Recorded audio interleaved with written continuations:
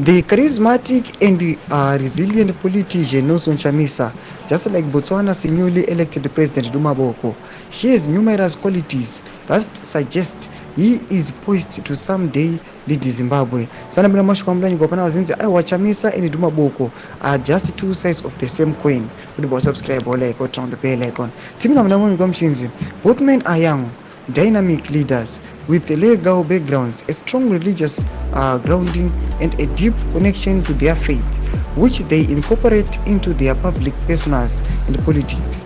Although Chamisa recently stepped aside from active leadership within the Citizen Coalition for Change due to alleged infiltration by ZANU-PF, his influence remains robust. Across Zimbabwe, Chamisa is widely respected and many Zimbabweans anticipate his return to political forefront.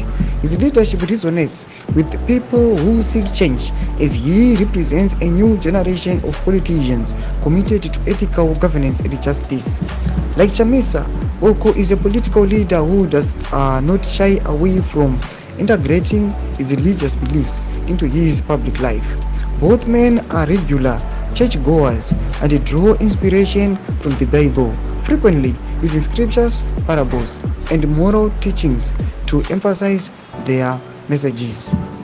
Religion has played a complex role in politics throughout history, serving both as a tool for genuine reform and, at times, as a means of manipulation. Mashoko anobudiswa panapa unaona kuti aiwa yes tuna Maboko anopinda pakutonga, vanoona kuti aiwa nyangwe naNelson Chamisa takuchimirira kuti achipindawo achitonga nyika yeZimbabwe. Noda kuti these guys they are young, they say vanoenda kuchurch and they put God in front of everything.